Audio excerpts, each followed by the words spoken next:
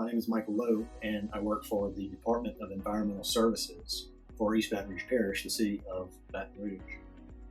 Today, I'm here to talk to you about carbon footprint, and particularly our individual carbon footprint and how that is related to carbon pollution in our atmosphere. Today, we're going to talk about our activities and how that affects our what we call the carbon footprint, our own personal carbon footprint, and how that contributes to the overall carbon pollution in our environment. So one of the ways that we can do that is that we can use what's called a carbon footprint calculator. So in this lesson that we put together, there are two carbon footprint calculators.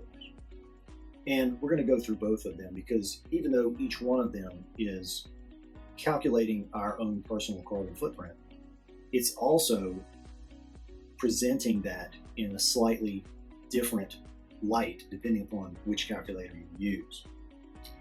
So we'll click on the first online calculator, carbon footprint calculator, and we'll go through that.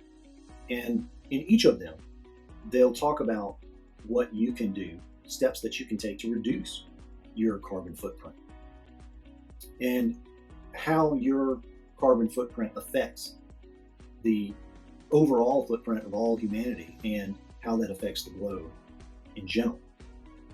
So it's pretty eye-opening in the sense that I don't think too many of us realize that our seemingly innocent day-to-day activities have a pretty big impact on the earth in general and how other people interact with the earth in general. So today we're going to talk about how our daily activities might be affecting the population of the earth overall through looking at our carbon footprint and using the carbon footprint calculators that are available online. So the first one that we'll look at is found here from the Nature Conservancy, and it's called Calculate Your Carbon Footprint. So first off, it starts out by talking a little bit about what carbon footprint is, and it kind of gives you an idea of the challenges that we face in the sense of carbon pollution in the atmosphere versus temperature rise, global temperature rise, average global temperatures, and some things that you can do to reduce your individual carbon footprint and hopefully slow that rise of global temperatures, which of course helps to offset some of the damage that is occurring around the globe and prevent some of the extreme weather that we're experiencing around the globe. And it's important to remember that when we talk about carbon footprint, global temperature rise, climate change, the people who are always the most affected by these things are those that are disadvantaged, economically disadvantaged.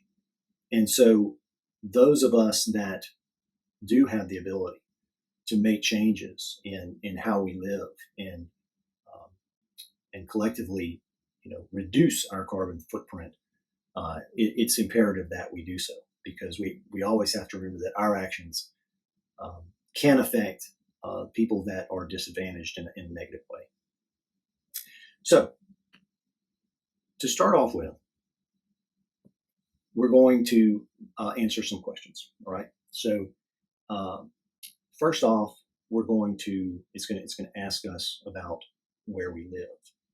And so we'll start off by putting our location. You can use your zip code or your state or your city, county. And here in Baton Rouge, we don't have counties, we have parishes, but or country. So we can start off by just saying Baton Rouge, and Baton Rouge, Louisiana comes up. And so it's going to ask us how many people live in your household. So, if it's you and your family, then you would just say, how many people are in your household. So if it was me just me and my wife, then I would just say 2, right? And then what is your approximate gross annual income? So as a student, this is something that you'll just have to estimate. If you're talking about your entire household, including your parents, then you can approximate that. You can guess, how much your family brings in as an annual income, or you could ask your parents and see if they would be willing to volunteer that information. But you can also just estimate that, and you could say, say like 60,000 is probably a pretty average choice. I'm sure there are some people that are going to make a lot more than that, but then there are also people that are going to make less than that. All right, so that's the first couple. So we can click next, and then it's going to ask us about our travel. How do we get around? So these 2 entries right here represent 2 vehicles, which most households have 2 vehicles. But if you only have one, then you can just get rid of one of those, and you can estimate how much, how many miles per gallon your vehicle gets, what kind of fuel this vehicle uses. Most cars are going to use gasoline, but if it's a diesel, you'd want to choose diesel. But notice there's no choice for a hybrid or an electric car. So in this case, if you have a hybrid vehicle, then just choose gasoline. And then what's important here is that hybrid vehicles are going to get a lot more miles per gallon than non-hybrid vehicles. If you have a non-hybrid vehicle, then it's probably going to be somewhere in the range of 20 miles per gallon to maybe 30 miles per gallon. But if it's a hybrid vehicle, then it could be as high as like 49 to 50 miles per gallon. So that's where you'll make up for that if it is a hybrid vehicle, or if it's an electric vehicle, then really this would not even be something you would need to fill out, because if you're driving an electric vehicle, then technically, your vehicle is not putting off any carbon pollution as it's driving around. Now, you could argue that it does require you to charge that vehicle, and when you plug it in, you're getting electricity from somewhere, and that electricity has been generated somewhere, so there is some pollution. But this particular screen does not have any sort of concessions for that. So if you're driving a gas vehicle, then select the, somewhere around the, say, 25 miles per gallon. And then you would say how many miles a year that you drive. Now, I think they're pre-setting some of these with like an average. And so 14,000 would be a rough average of, 12 to 14,000 rough average of how many miles people drive a year, and just on average. And that's miles per year, not in a month or a week or anything like that. Public transit, here in Baton Rouge, public transit's not all that good. So you may not even use the public transportation. And by the way, Uber does not count as public transportation, right? So, this is something more like a bus or a train or something like that. But unless you use, the buses, the CATS buses around town, then you would just leave this to 0. And then air travel, if you're the type of person that flies around the country a lot, then you'd want to estimate the number of miles per year. But if you don't, if you're like me and you don't climb on airplanes very much, then that's probably 0. Okay, and so we're going to select next. Okay. All right, so here they're going to ask us about the home that we live in. So okay, electricity. So here you might want to, talk to your parents or maybe go online and get an average number. But what they're asking you here is the amount that you pay every year for just electricity. Now, so this is not all of the utilities, but rather just electricity. And you can do that in the amount of money you pay or the amount of kilowatt hours you use, but that would kind of require some detailed work on your part. So probably just estimating the amount of money. If you're paying $150 per month, then 150 times 12, and that would give you the number that you want. Or say if it averages out to be $100 per month, somewhere around $100 per month, that would be about $1,200. So this is probably a good average right here, unless your house is really big and you use a lot of electricity, then it might be a lot more than that. But just an average size, probably a 1,500 square foot house with 1 story and 1 air conditioning unit, probably a good estimate. So you can put whatever you think yours might be, but 1,240 might be a good place to start. And then now the percent purchased from a clean energy program. So this would be if your area has the ability to take advantage of like hydroelectricity or wind power or a lot of solar farming. This would be a significant portion of your electricity that you get, and that would count as clean energy. But here in Louisiana, there's not that much opportunity for the renewable type resources for producing electricity. Now, if you use Entergy as a provider of electricity, then there is an effort on Energy's part to remedy that and to start using a lot more solar. They're building solar farms around the area, and they're starting to take advantage of that. So there may be some significant portion that you could say, it's probably no more than like 5%, but if you're not using Energy, then one of the other co-ops like Demco or somebody, then it's probably just going to be zero, or it's going to be a negligible number that's not going to make a big difference. So we'll leave that at zero. But if, like I say, if you use Energy, you could probably go up to as much as 5%. Okay, so natural gas. So this is going to be how much you pay a year in natural gas, and that's probably not going to be very much. Most people pay probably $20-$30 a month, and times 12, so $420 is not a outlandish number, especially since in the winter months you're probably using a lot more than $20 or $30, but 420 is probably a good average number. Heating oil and other fuels, that's going to be an unusual thing for us because most people have natural gas furnaces in their home or electric furnaces. So heating oil is not something that we use down here very much, or other fuels. Square foot of living space, 1,850, again, is probably a good average. You may live in a larger home, you can put your square foot of living space there. All right, water usage, $411 a year, probably a good average, unless you just have a lot of people in your home, then that's probably going to be a larger number. So you can start there and kind of adjust it as you see fit. Okay.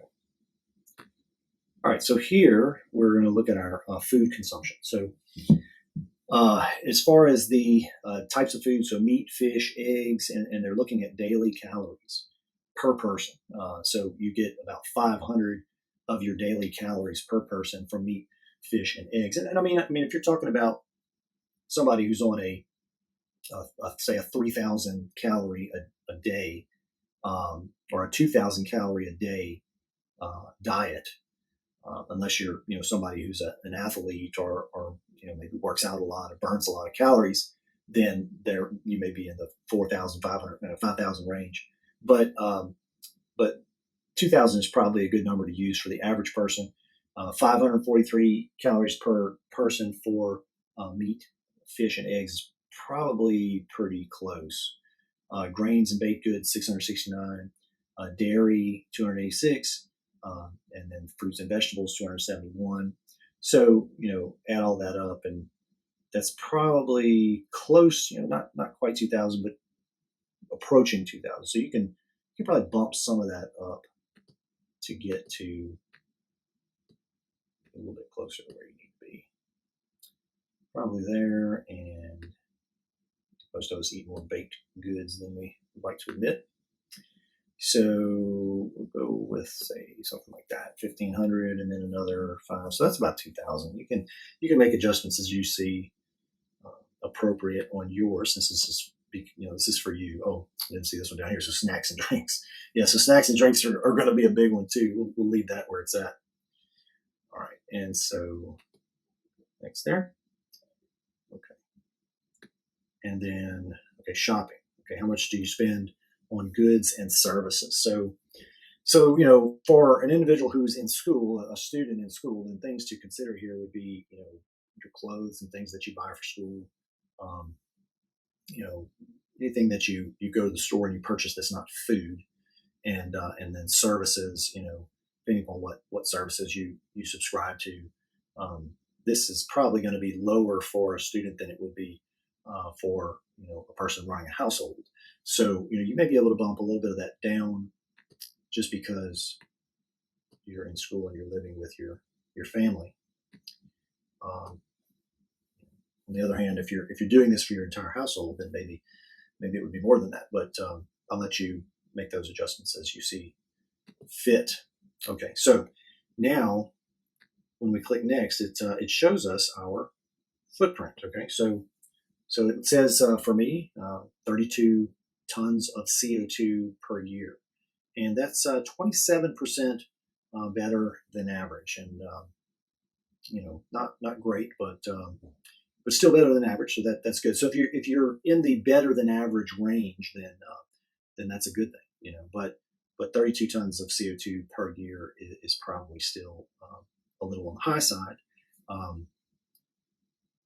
So when we go here and we look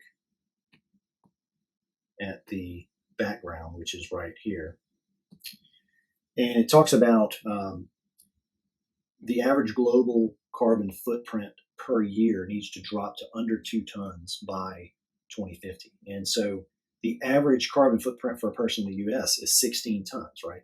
So, at 32 tons per year total footprint, that's a lot. And obviously there's a lot of things that need to change to get that down to 2 tons a year. So that's not going to be easy. And so part of this lesson is to really think about your answers on this calculator, and to think about where you need to be, right? So from 32 down to 2 tons of CO2 per year. How can you change your lifestyle? What types of things that were in the answers that you gave boosted that number? And I can tell you just from thinking about my own, probably the amount of electricity that we use in our home, the amount of meat that we eat, because meat production in this country is a big part of CO2 and greenhouse gas production in this country. So we need to back off of that and see how that's one of the reasons that our individual footprints are going to be high, because here in the U.S. we put a premium on eating meats. And so that's one of the things that the mindset that we're going to have to change in order to improve our carbon footprint, and thus improve the overall health of the planet and the overall environment for all the people that live on the earth. So it's not just about thinking about ourselves, but also everyone else that we've shared the planet with. So, take action, right? So what can we do? So there's some suggestions here in what we can do to improve our carbon footprint with regard to transportation. More efficient vehicle. Now, I did choose a conventional gasoline vehicle here, but if you drive a hybrid vehicle or an electric vehicle, obviously that would make a difference. Purchase an alternative fuel vehicle, purchase an electric vehicle, purchase a hybrid vehicle. Telecommute, ride my bike, take public transportation, practice eco driving, maintain my vehicles, carpool to work, reduce air travel. So all of these things would be good suggestions. Maybe not all that practical for some of them. Maybe not all that practical for my personal commute to work, but good suggestions. Housing, switch to CFLs. CFLs are compact fluorescent light bulbs. Most people are actually going one step further and going to LED lights, which are even more efficient. So this is something that probably needs to be updated. Turn off lights, switch from T12 to TA. T12 are the long, slender fluorescent lights that you probably see in your classroom. And if they're the wider ones, they're the T12. But if they're slim, about as big around as maybe your thumb, those are T8 lights. Those are more efficient. So if your school is still using T12 lights, then maybe you need to suggest to them that they should use T8s, which are more efficient. Purchase a tankless water heater, reduce winter household thermostat, increase summer thermostat. Your thermostat during the summer in your house should be somewhere around 72, 73. If you're running in the high 60s, you're never going to achieve that, and your air conditioner is going to run all the time, and your energy bill is going to be really high. Purchase high efficiency cooling, high efficiency heating, refrigerator with Energy Star. Energy Star appliances are very important.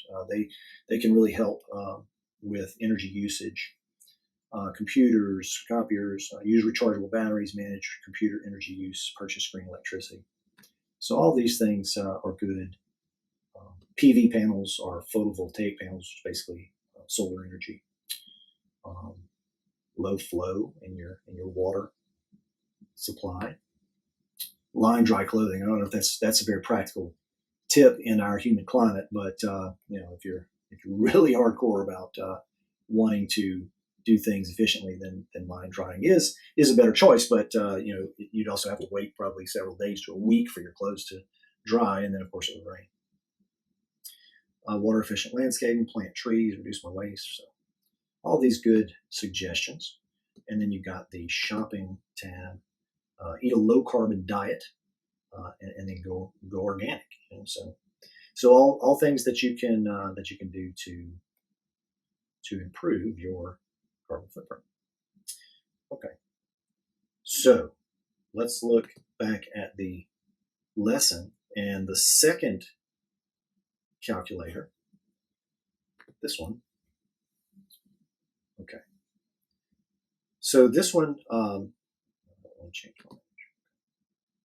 All right, so this one is a little bit different in the way that it flows. There's more graphics in this one. It's not so just document heavy. So you click there, take the first step. It's going to show you some nice farm pictures here. And it says, how often do you eat animal-based products? So occasionally, very often, and very often is meat daily. Often is maybe a few times a week, and then that's assuming that your other days are no animal-based products, right? So that's going to be difficult for most people. Most people are going to be in the very often category, especially in the U.S. And we'll leave that there. You can add some details if you want. You can individualize the different things that you eat if you like. So that's another reason I like this one. Going to the next slide. How much of the food that you eat is unprocessed, unpackaged, or locally grown? So this is, you can answer this if pretty well if you're really conscientious about getting your food from local growers. Whether that's a farmer, and you go to the local farm sale or whatever the word is I'm looking for. They usually have these on farmers market. Usually have these on Saturday mornings and things. So if you do that a lot and you get your food from a local producer, then that's one of the things that you can really capitalize on here. Especially if you get your meats from somebody who grows their meat locally or raises their cattle or whatever locally, pigs. So if not, then you're probably gonna have a pretty low number here, because most of the things that we eat are not locally grown, and they're not unpackaged, and they're not unprocessed. So just think about that. You can also, again, add details here if you like. Move on. Which housing type best describes your home? Now, you can see that this is really designed to cater to people that are from all sorts of different backgrounds all around the world. Most people in the U.S. are going to have a freestanding home with running water, but you may live in a multi-story apartment or a duplex, or maybe in a luxury condominium. So those are there, but no running water, probably not unless you live in a very rural area and you have to dig a well to get your water, which is pretty uncommon. What material is your house constructed with? Probably wood. Even though your house may have brick on the exterior, that brick is usually just a veneer or just like a covering. Most homes normally are made with a wood frame. If you live in some high-rise building or something, maybe steel, but most people are going to be answering wood there. How many people live in your household? Depending upon how many you have, you just select whichever number you want. And the size of your house, this is going to be the square foot of your house. Usually people are in somewhere around 1,500 to 2,500 square foot homes.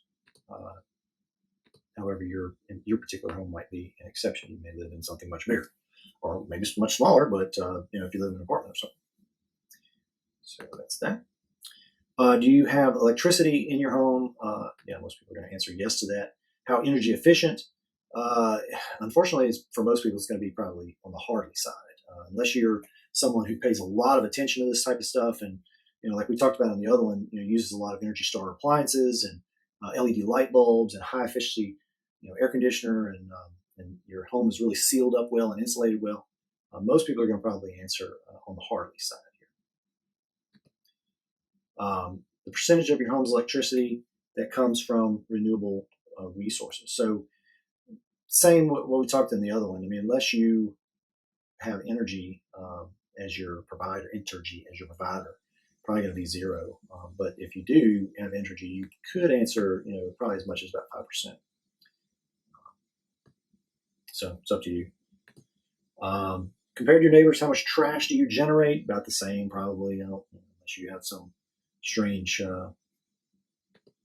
habit that makes you produce a lot of garbage, or maybe you pay a lot of attention to not producing a lot of garbage. So that would allow you to make some changes there. But for the most part, it's probably going to be the same. How far do you travel by car or motorcycle each week? So depending on how far your commute is, remember that it's in a week, so you're multiplying each day by 5 or whatever. But you also need to take into account that you're going. Let's say you're driving 5 miles one way, well, that's one way there and then back, so that's 10 miles per day times 5 days. So, and then you also need to take into account how far you're driving on the weekends. And most people usually drive more on the weekends than they do during the weekday. So take that into account. And here you could take into account if you use Uber. You could put that in as well, because it's either you're a driver or a passenger. So you could put that in there. If you don't ride a motorcycle, then this is going to be 0, which for me it will be. But if you drive a motorcycle, then you would make that adjustment as well. What is the average fuel economy of the vehicles you use most often? So here you would be looking at your miles per gallon, right? So we said that most people are going to drive somewhere around 20 to 25 miles per gallon. And then if you're not driving a motorcycle, put that to 0. If you're driving something that's efficient or electric, then it's going to be a lot higher. When you travel by car, how often do you carpool? As a student, maybe you do carpool. So, maybe it's occasionally, but if you're driving your own car, then the answer is going to be none or never. How far do you travel on public transportation? For most of us, it's going to be 0. Now, if you ride the bus, then you could count that. The school bus or whatever. You could count that. How many hours do you fly each year? I don't. So you could make that adjustment. And I'm going to just go straight to my results. And so here, they're going to give you what's called your overshoot day. Now it's important to understand what this is, right? Your overshoot day is if everybody on Earth, every person on Earth lived like you did, and you started on January 1st, and you lived your own habits. Every day was you living your best life. You would use up all of the resources that the Earth had to give by March 5th. So from January 1st to March 5th, you would use everything that the Earth had to give up in a year's time by March 5th. So everything after that would be like overdrawing your bank account, going into the negative. So just as an analogy, right? Let's say you had $10 in your bank account. Or as a better analogy, let's say you had $365 in your bank account, and every day you used $1. So you would take up the entire year to exhaust that bank account, right? So that would be kind of a sustainable living, because the next year you're going to get another $365. So what they're saying is the Earth has a finite amount of resources over the course of a year that it can give, and you're going to, or in this case, I'm going to use up all of those resources basically within 3 months, just over 2 months, fourth time. And that's going to be my overshoot day. So if you're living more efficiently than I am, then your overshoot day may be in July, or maybe in August, or maybe September, maybe make it almost all the way to the end of the year. Like But for most of us, we're going to have an overshoot day. And that's kind of a sobering thought, right? If everyone lived like me, we would need 5.7 Earths in order for it to be sustainable.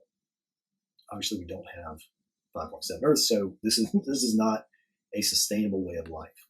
I really got to change my ways. Here it talks about by land type, the resources that I'm using, consumption category, food, shelter. You see, a lot of my carbon pollution comes from food and shelter. Here's my ecological footprint. My carbon footprint, 15.6 tons. So, better than what the other calculator had me as, but still way over what I need to be. Pretty close to average, though. So that's another reason I like this calculator a little bit better. I think it's a little bit more accurate in terms of giving you your actual carbon footprint than the other calculator does. But pretty close to average, I think, for someone in the U.S. Not good in terms of where we need to be. Remember, we need to be at about 2 tons per year. So again, changes need to be made. Okay, and then they start asking you things about how you feel, and you can explore a little bit more deeply. You can look at some solutions to your issues, and it gives you lots of information there. So this is it's worth taking the assessment, and it's worth really digging into what you can do to make a difference in terms of improving your carbon pollution output into the environment. Okay, so it's important that all of us think about this. You hear about things, you hear these words in the news about carbon footprint, carbon taxes. What can we do to reduce industry's carbon pollution in the atmosphere and all this stuff? But it really comes down to each individual as well. We can't always put the blame on somebody else. Sometimes we have to look at ourselves and see how we can improve and be the example that the world needs. So think about that and go through this. Take it seriously. Really get a good idea. You have to take it seriously to get a good idea of where you stand and what impact you're having on the environment. So wish you the best, and I hope that you've learned something today. And I hope you learn a lot from this exploration of your carbon footprint. Thank you.